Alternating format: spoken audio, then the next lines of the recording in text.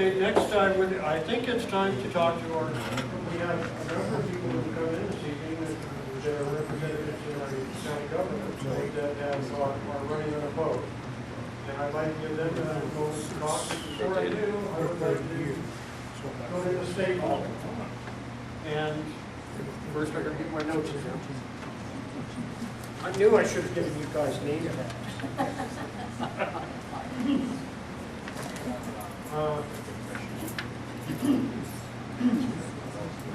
Okay, I'm gonna, Andrew Evans is running for state senate against Ruth Piper.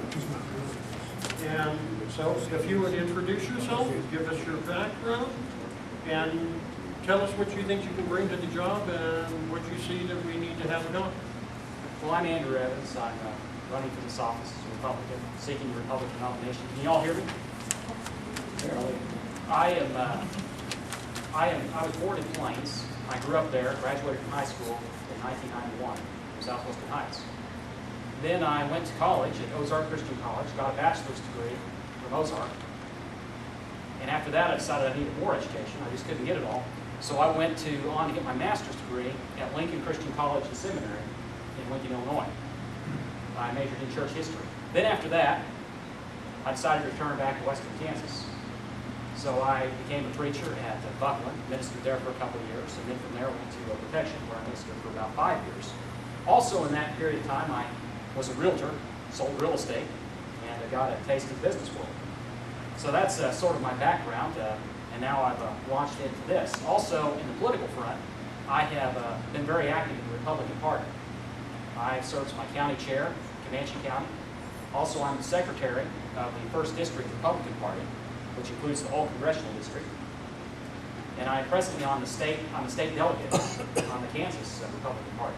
And praise the Lord, I'm going to the national convention later on this summer. So some good things are happening there. Well, you're almost too busy to be a senator. Well, I can make time for that.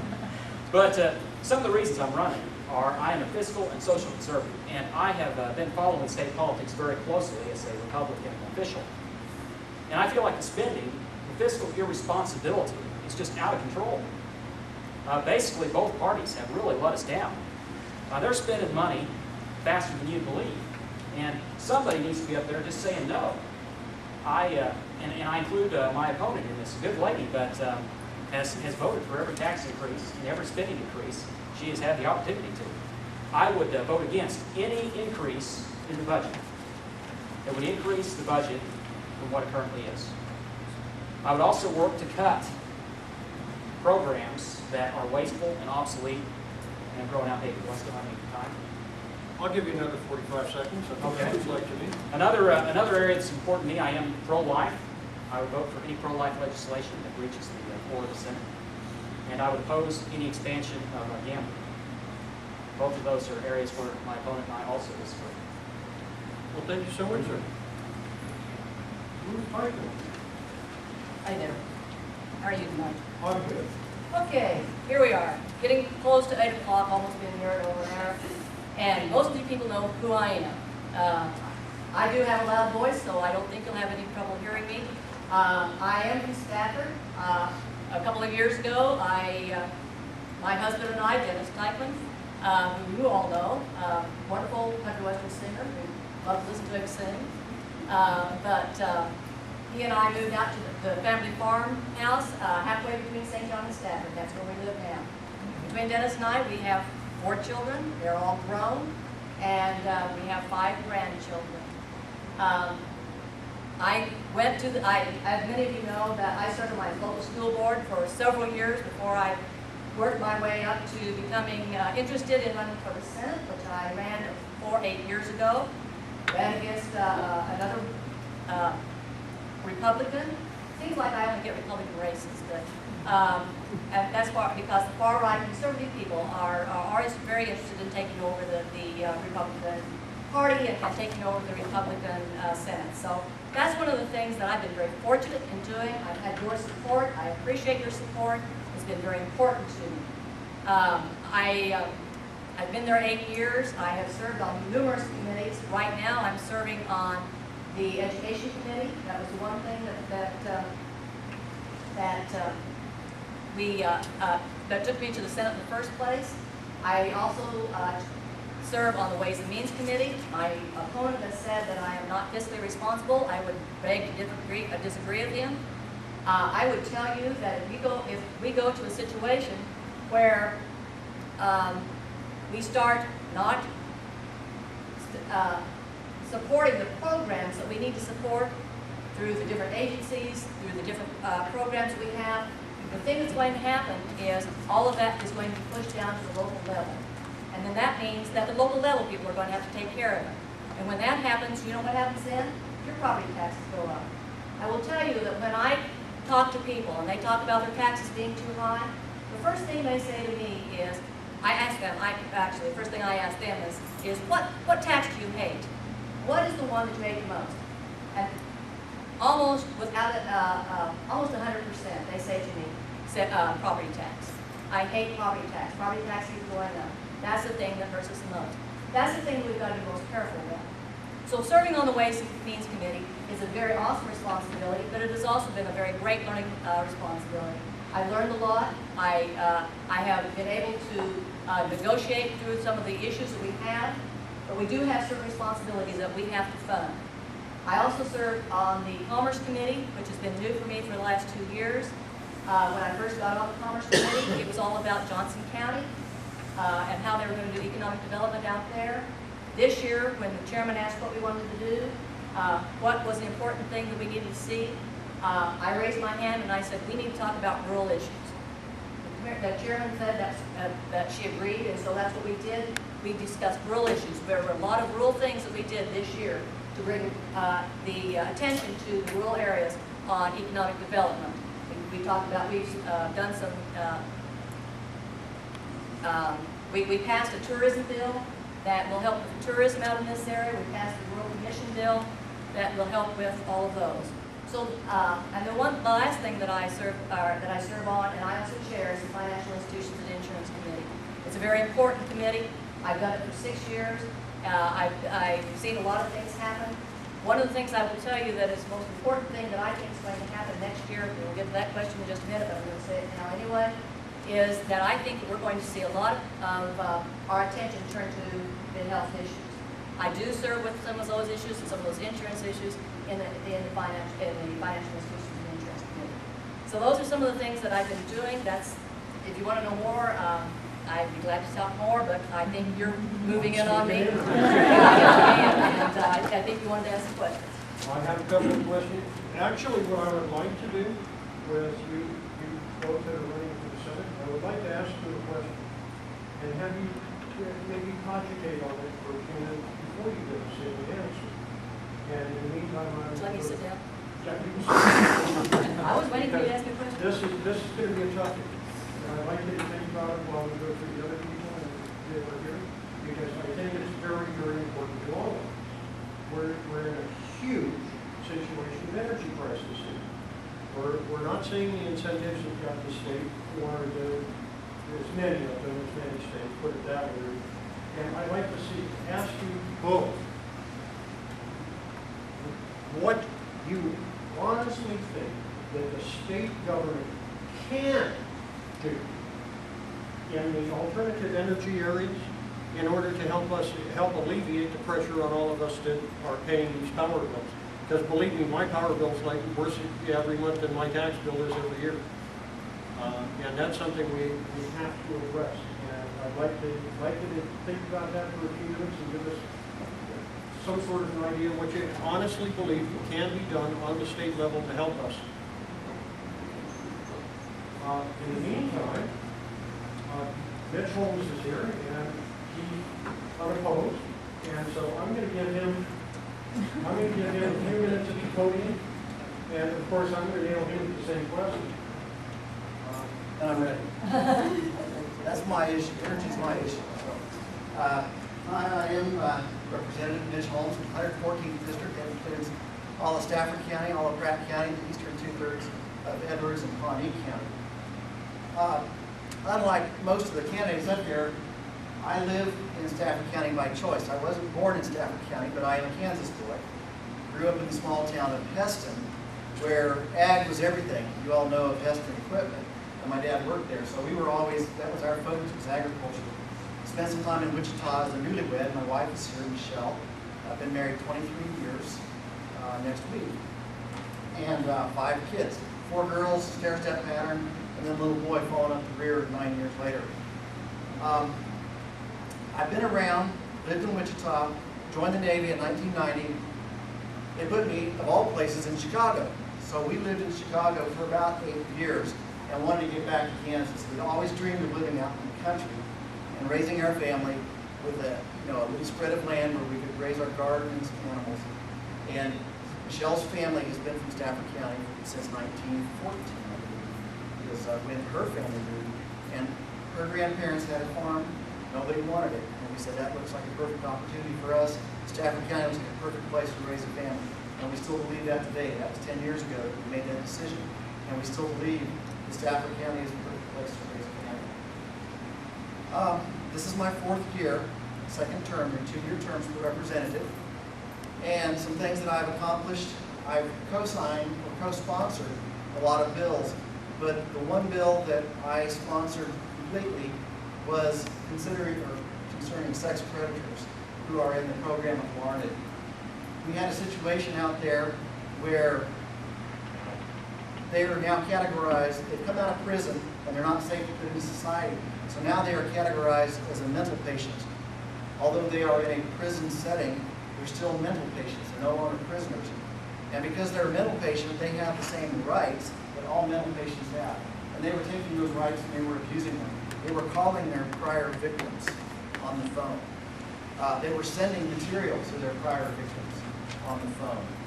They were receiving child pornography into their cells through the mail because they, as a patient, had the right to receive mail. And I single-handedly sponsored a bill that put an end to that, and we redefined the rights of the sex predators so that they no longer have the opportunity to continue to harass their victims or to get contraband into their cells. I also corrected a loophole that allowed people in the juvenile facility, because you can be in a juvenile facility until you're age 22.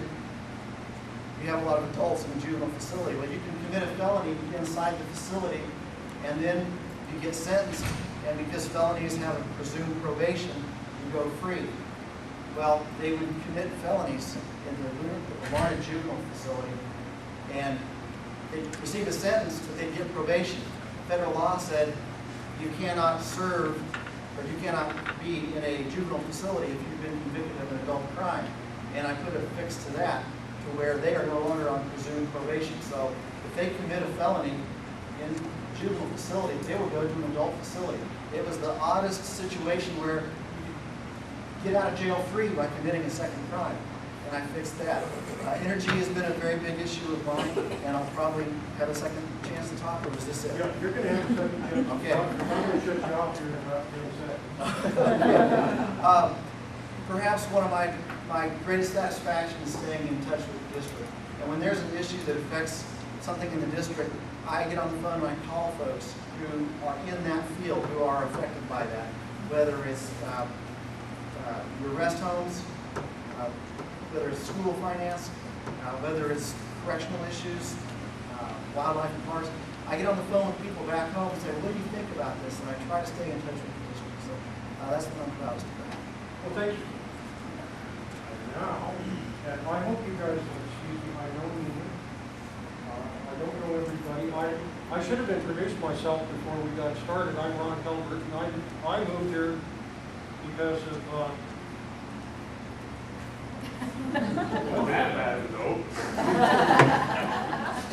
I actually looked for a place to live.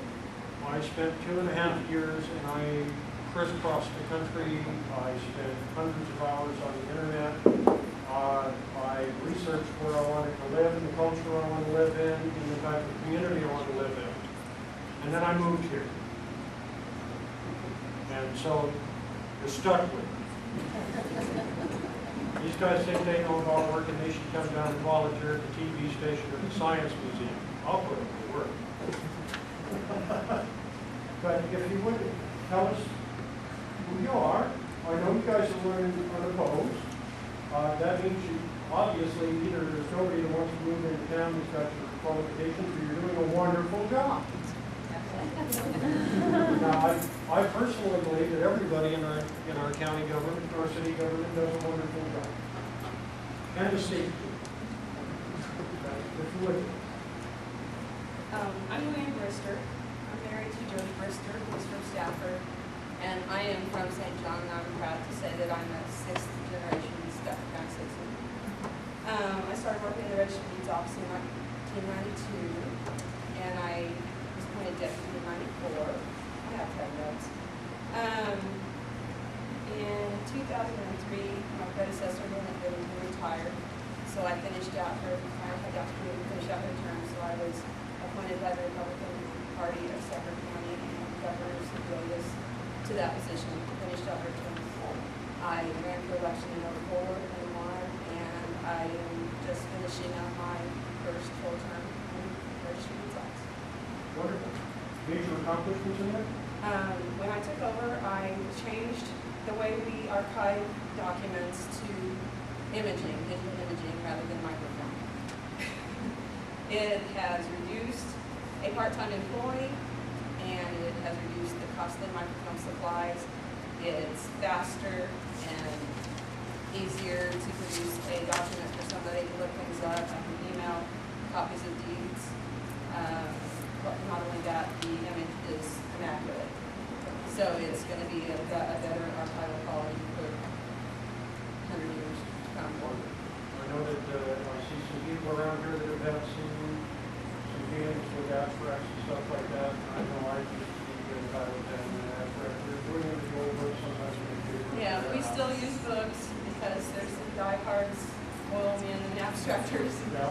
that want to see that in paper on the books, and I still keep my numerical indexes, and I probably always will, as long as I bring them involved for those. But I also have everything on the images on the computer. I have two public computers for people to sit down and use. If I had one in my office, I'd have one. And some other things, I have served on the Kansas Register of Deeds Association Technology Fund Committee. I am currently the South Central District's Secretary Treasurer. I was certified in June of 07, had 36 hours of coursework through the Kansas Register of Deeds Association Certification Program through K-State. I'm currently becoming recertified. Wanted to also mention that in 2006, my office was offered the opportunity to become a U.S. passport agent. So my deputy, Beth Easley, and I took training, and we are now authorized U.S. passport agents. So you can come to my office and apply for a passport. It's very simple and easy and fast, and we also offer pictures. And I guess that's about it. Well, thank you so much.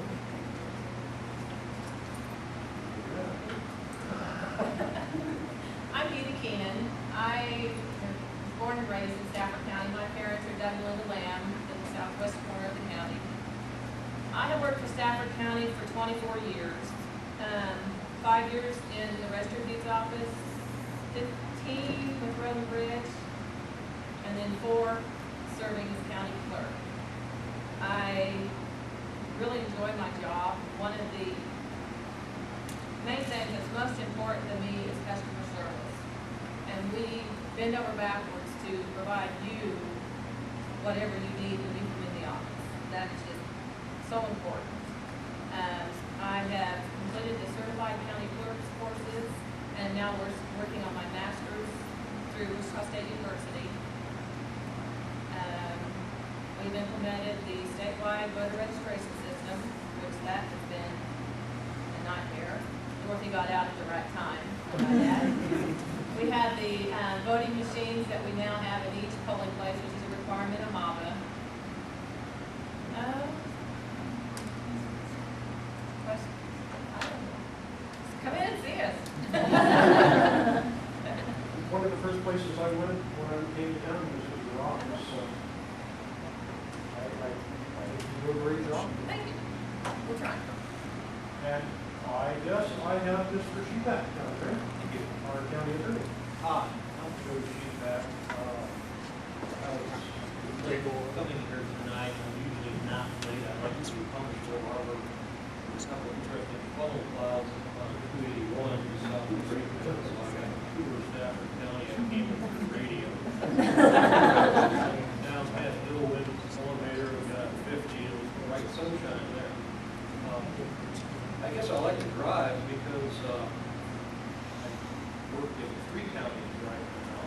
This morning I was over in Russell County, I work in Ellsworth County, I work in Stafford County. I pretty much limit my law practice to representing government entities. I'm trying cases in Kansas since 1982. Someone once asked me how many cases I've tried to bring. The answer is thousands. I lost count a long time ago. If you count my election by the Republican Precinct Committee which took effect February 1, 2007, I've been elected to public office 8 times in 3 different counties. I actually like Stafford County. The courthouse is a very easy courthouse to work in. Someone asked me, is it difficult to keep all these walls in the air juggling? Actually, it's working out pretty well because in Stafford County, you have the same judges as you have in the other 2 counties, Ellsworth and Russell, and by and large, you have the same attorneys. For example, Michael Schaefer Howland, Roman numeral 2, offices in Russell, and he's got about 15 or 20 cases down here in Stafford County, and so I was able to get him up in Russell when I was there this morning to take care of 3 of them, Delgadillo cases. Again, I guess I like what I do because I'm expanding my practice to represent government entities. Actually, the prosecution work is not as intellectually challenging as you might think it is. The more interesting part of my practice is serving as county counsel or advisor to county commissioners, advisor to other elected officials. By virtue of being Stafford County Council as well as the county attorney, I provide legal advice to the treasurer, registered deeds, sheriff, board of county commissioners. I have 3 children, 25, 19, and 14, 25, and running unopposed here in Stafford, also running unopposed in Ellsworth, and I'm quite happy to be the deputy prosecutor in Russell County. Thank you so much for your time. Now what I'm going to do is I'm going to step around here and I'm going to sit next to this man. Now some of you guys might not know this man, but this is our resident scientist. So when you start talking about what you're going to do to cure energy, he and I are going to be sitting there and if he gives you a dirty look,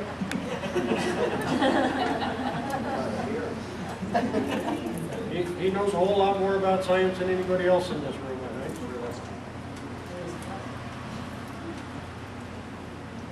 So, if I may, I'm going to invite Andrew up first to speak. I would like to give you guys, since we actually are running quite well this evening, I'd like to give you each about 5 minutes to address the energy problem. If you would. Thank you. Well, it feels good to be at my podium.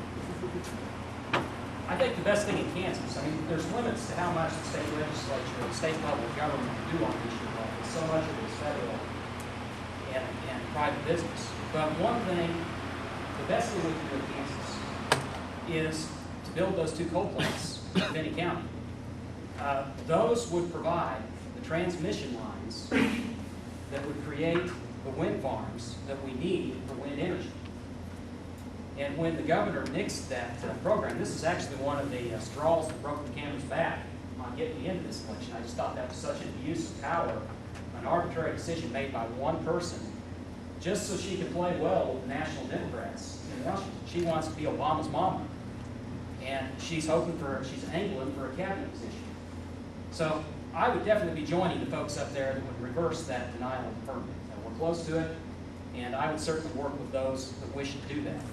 That would also provide 200 jobs in Finney County, which desperately needs, I grew up in southwestern Kansas, it desperately needs more jobs, more opportunities for people to come and stay.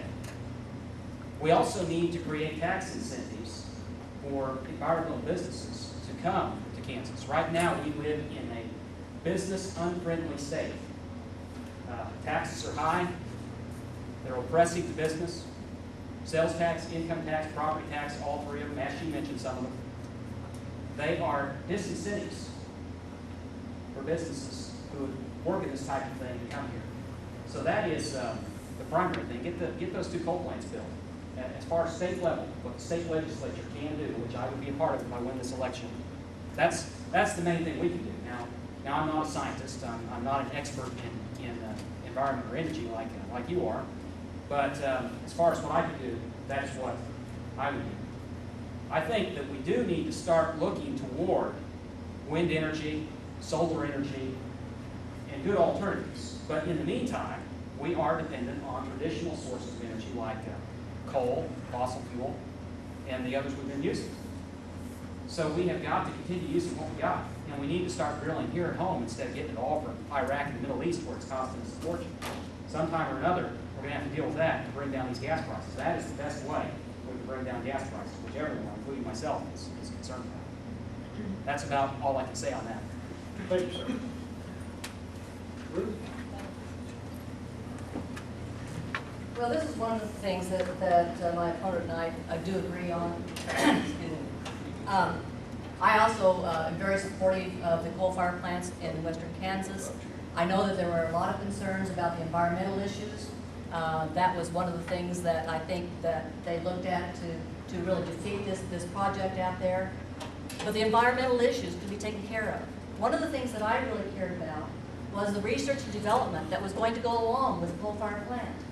They had investors from New York City who were going to be looking at putting a plant in the state of Kansas that would have allowed some research and development to capture the CO2 that would have come off this plant. Because of the fracas that we had out there, because of what our governor did and what happened with the coal-fired plant issue, we lost that development. We lost that research and development. That plant, the New York investors took that plant and they moved it to Texas. It is now being built in Texas. We've lost that. They're still going to, if the plant is built, they're going to ship that CO2 to Texas. And we've lost that investment. That's one of the things that I think that really upsets me the most. We do a lot of development and incentives and tax credits and everything we can do to bring businesses and economic development to eastern Kansas. But then when we turn around and try to do one thing that is going to be a very good economic development thing in western Kansas, it would have, I mean, we got stabbed in the back. That's what happened. That plant would have brought $78 million in temporary assistance in economic development to that area. It would have brought $16 million in permanent economic development to that area. And all of this, and at the same time, we would have had the opportunity to look at what we can do for the environment to make it safe. We lost that. One of the things that I also am excited about is, or one of the things that we lost in the bill, let me tell you about that. One of the things we lost in the bill, this state does not have an energy policy. There was in that bill an energy policy that would have sat down and said, what is our future? Where are we going? You know, KDOT has a plan, has a 10-year comprehensive plan. Why can't we have a comprehensive plan for energy? Why can't we be looking? Because coal fire is not going to last forever.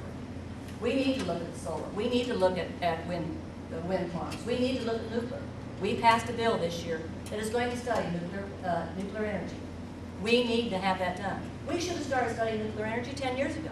Because right now, if we start studying now, it's going to be 10 to 13 years before we get to where we can even use nuclear energy. French have, I know, I got to say, France is way ahead of us on nuclear energy. They have developed a way to deal with the waste. That's one of the things that we have a problem with in the United States, is how do we get rid of the nuclear waste? And that's one of the big problems we have. France has already figured it out. The last thing I'm going to say is the transmission lines. We are working very hard at getting the transmission lines built. We've got to get the transmission lines built. They are not being, they're not being built right now. Right now, HTC and Westar are debating on who's going to, or in competition, who's going to build transmission lines from Spearville to the new wind energy farm down in Barber County to Wichita. And we've got to have those transmission lines, and we've got to have transmission lines that have high megawatts that can carry the load. Thank you. Mitch?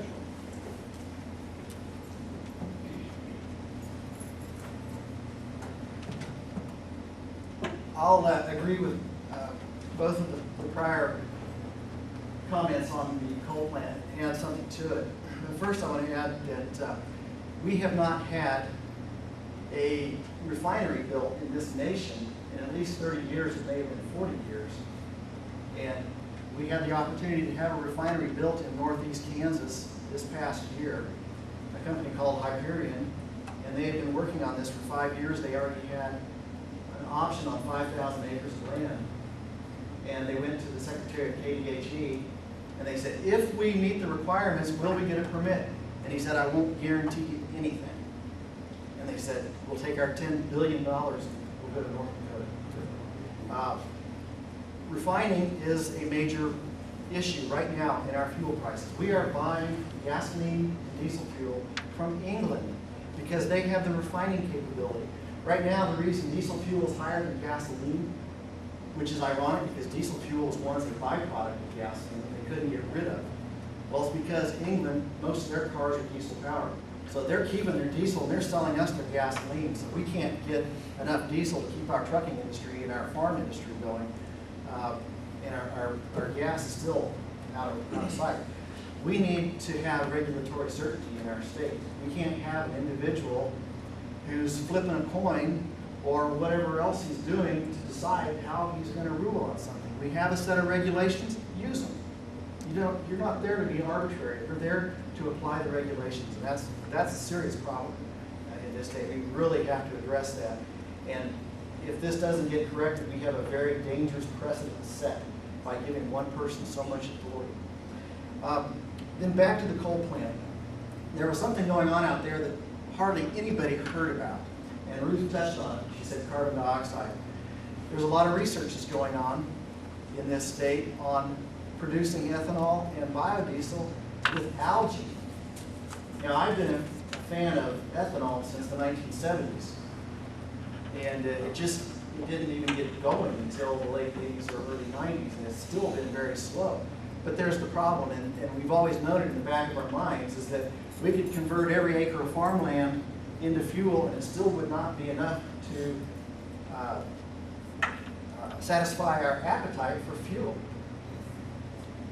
Now, biodiesel, something I really favor in addition to ethanol. In fact, many of you might not know, but it was actually my idea to start the biodiesel plant here in Stafford County, which is now having trouble because of the commodity prices. And that kind of blindsided us too, is the commodity prices. But for comparison's sake, you can get 50 gallons of biodiesel from an acre of soybeans. So you can do your math, you can figure out how many acres of soybeans do we make, how much biodiesel can we produce out of that. And it really isn't enough to make a significant dent in our dependency upon the Middle East. This algae technology, which uses CO2 as its fertilizer, can conservatively create 8,000 gallons of biodiesel on 1 acre, compared to 58,000, which looks better, which looks more feasible at getting us independent from the Middle East.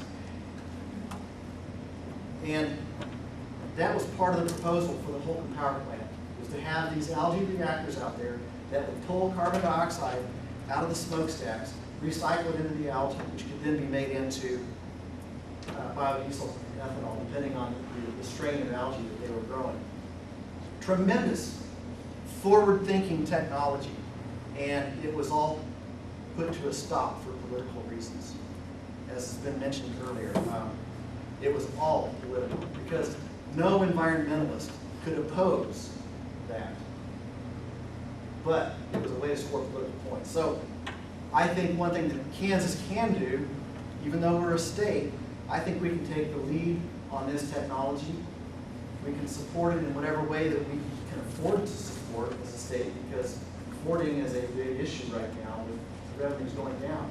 But we as a state can take the lead in the whole nation, and we can say, here's a technology here in Kansas that can be developed and can potentially free us of dependence upon those who hate us. That's what I believe we can do about the fuel crisis. Thank you, sir. Well, I want to thank all of you folks for coming in tonight to talk to us. It's wonderful to see you all come in and share your thoughts and ideas with us and tell us what's going on. I really appreciate it. I'm sure the audience does as well. And I just want to thank you all for being here. Unless anybody's got anything else, I think we're pretty much done. And I didn't even ask any really awful questions.